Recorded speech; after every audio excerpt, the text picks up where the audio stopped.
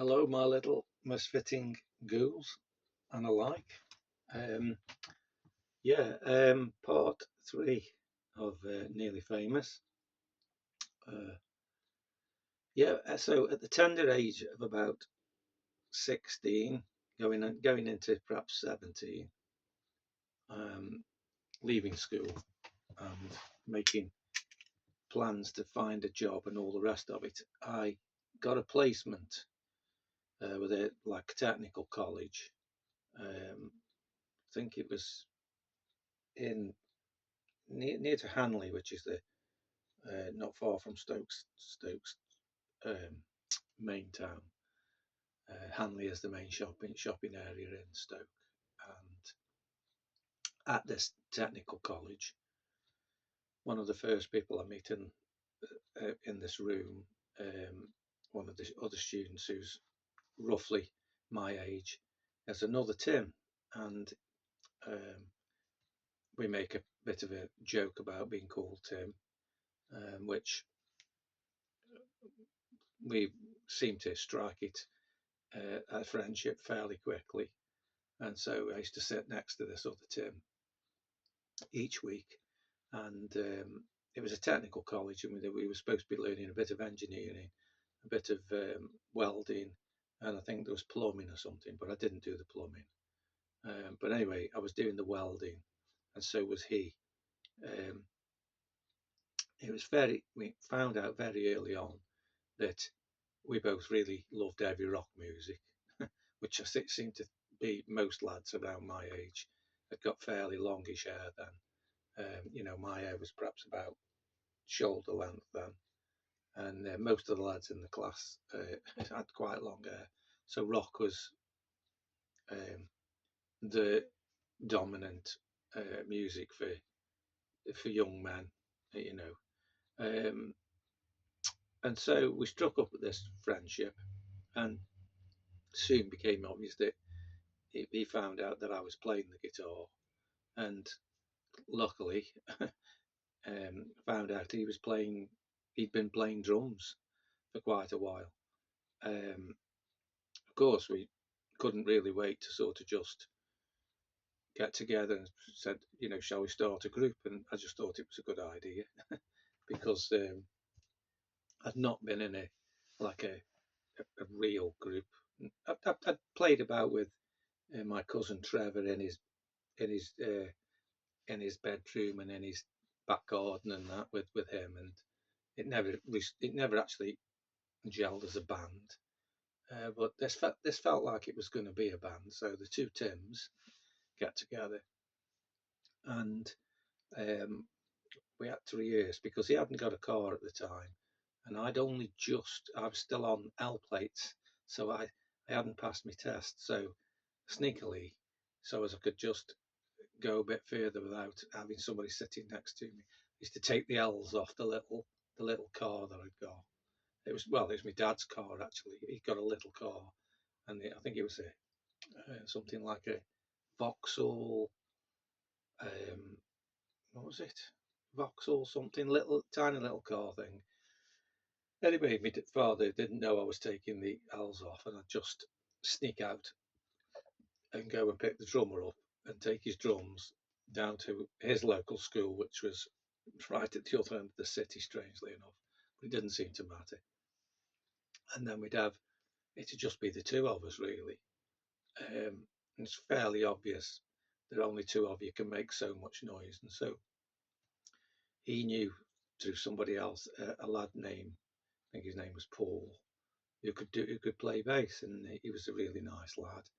Um, it, I'm not sure he was a rocker actually, but he played bass, and so now we've got like the two Tims and a Paul, and we just set up on the school stage because it's the school hall where you'd have assembly, and we would just play there until I think we had to leave at 10 o'clock back then. So we, 8, 9, 10, probably have 3 hours in there, and this went on for a while, and then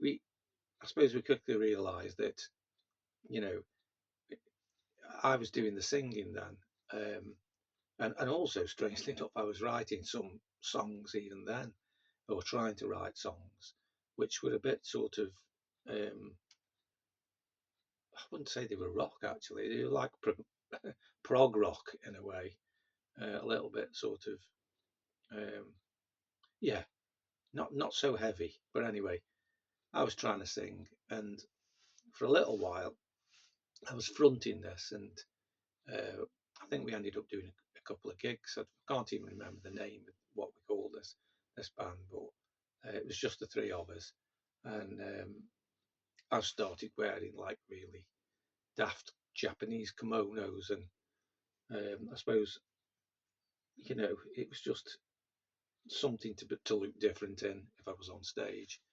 And this went on for a little while, and I think I come to sort of around my 18th birthday, and we sort of realised that we wanted to do a bit heavier. Uh, just wanted to rock it a little bit more, just rock it up. So um, we got, um, started asking people, and Tim knew a lad named Steve who was a bit older than us, and he said he'd always wanted to be in a rock band, and so Steve joined us, and this is really the sort of embryonic EXPOZER. So EXPOZER's my first real band, that has had a little bit of success. So this was the nucleus of this, which was going to become a really really hard rocking band. And so the three members, mainly the two Tims and a Steve, were the driving force to the very early EXPOZER. The bass players come and went. We had to change the bass player, and then that didn't seem to. And we were still trying to write stuff that's a bit heavier. Um, then we changed practice place. We had to go because you always had to practice and go every week. I mean, sometimes twice a week you would practice. Um, and remember, we were all trying to work as well. And Steve was much older, and Steve actually was married then, so it was not unusual for a lad at, say, what would it be? He'd be about 20. He'd be about 23 when I was 18.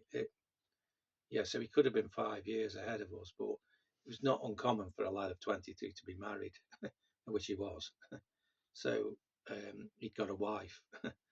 um, yeah, so he'd got, you know, commitments, shall we say, even then. But anyway, we stuck at it. We ended up with another bass player called Gary. Gary stuck with us, and so now we had the proper nucleus, but we needed another. We needed a bigger sound, and we always talked about having another guitarist there to, so the sound was bigger.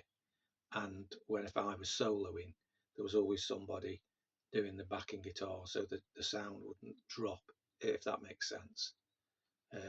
Like so, because if you're in a four-piece, say like Black Sabbath or Van Halen, you, you as soon as the guitar player is playing his bit, it's only the bass player and the drummer are backing the guitarist. Whereas wanted another guitar player who could give us just that little bit more fuller sound, and we got that fuller sound through a man named Kevin. Kevin Holmes came with us, and so now we didn't know it right then, but right around sort of 1978 going into 79, yeah, 79 I'd say, we'd now got the the this what you might call the permanent members. So that's the two Tims, the Gary, the Kevin, and the Steve. So it's the five members of EXPOZER,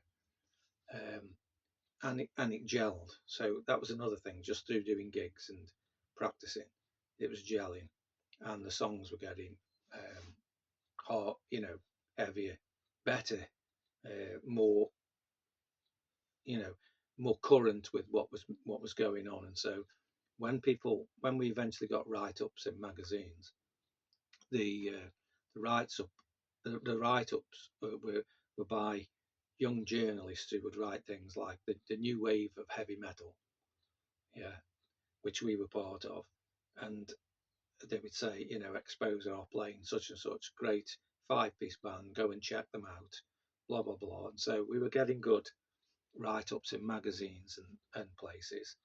Um, and then, of course, the cherry on the cake was our sort of we had a sort of a lad that was like managing us. He worked at a record shop, and he'd also done a bit of DJing, and he was a really nice lad, and he was named Ivan. So Ivan, through the record shop, he would know what tickets are selling at the Victoria Hall, which was the big hall in Stoke, well, in Hanley actually, in Stoke-on-Trent.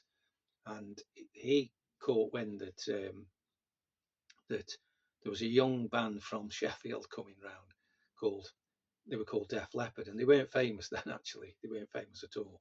They hadn't been America or anything. They were still in England, but they were a young band and they needed a support. And so he asked us. He said he could get us on as support uh, that night, which we thought was fantastic. So we ended up in sort of, I think it was August 1980. We supported Def Leppard, and there was nearly 2,000 people in the hall. And of course, most of those people, or the lads in a lot of those lads had seen us around the town, so it was quite. We were gigging at home in a way, but it was a big concert, and apparently we played. Everybody played pretty well. We met some of the lads out of Def Leppard, who were very nice. Um, and nothing. We didn't play with them again. It was just a one-off. Um, we were on the poster, though. The poster that was. They were all posted around the city. So we got a name, Exposer. Def Leppard big in the top, and then it said with support, um, Exposer, and the time and the place on posters, which was quite nice. Um, yeah, and then straight after that, we Ivan, because he was good at organising, he organised a youth club at schools. So he said that the new generation coming up are going to be the new record buyers. He said, why don't we do say 10 youth clubs? And so that's what we did. We played. We went school youth clubs, and we played uh, just all around the city really, which went down really well. So we'd have people as young as say, I don't know, 9 and 10 years old at these gigs, but we just saw them as future record buyers in a way, or future fans. So it was a good move. And so yeah, so Exposer um, started. And then through Ivan again, because he knew people, he suggested that we should record something, and so um, we recorded a 4-track, and the 4-track was being pressed, but the engineer who was seen into the pressings listened to one of them, and he thought that because of the a 7-inch disc, uh, if you put 2 tracks either side of a 7-inch disc, it meant that the information and the grooves had been crushed together, and so that information it could make slight sound problems, like maybe the quality is lacking. And so we'd recorded it very well. We'd gone to a very top class studio to record this stuff. But when it was pressed and they put 2 tracks either side, this engineer thought they sounded a bit crackly. Was his opinion. And so at we changed our mind and only pressed 200 4 tracks, and then the rest out of the 5,000 became an A and a B side, so just Rock Japan and On My Knees. But the very original one, which is the rare one, which even I haven't got, is On My Knees. Sorry, Rock Japan, On My Knees, The Room, and Pleasure Seeker. So it was 4 tracks on the original, of which now uh, all these years later, a Portuguese company has gone and re, re reissued the 4-track, and it is now available um, from from this Portuguese online Portuguese company, which I can give you the address to, the www dot thing, if you need it. Um, and they printed a little booklet with a little biography and some pictures of us, and a, a picture on the disc itself. So it's a CD with the 4 tracks on. It is available actually right now. Strangely enough, all these years later. But that's the tale of EXPOZER, and we obviously, I'll tell you how we disbanded, really, I suppose, because Steve was married, and I think she wanted to start a family. He was a bit older. He needed, and back then we were all working lads, so we couldn't just drop everything and just do the band full time, because we just couldn't afford to.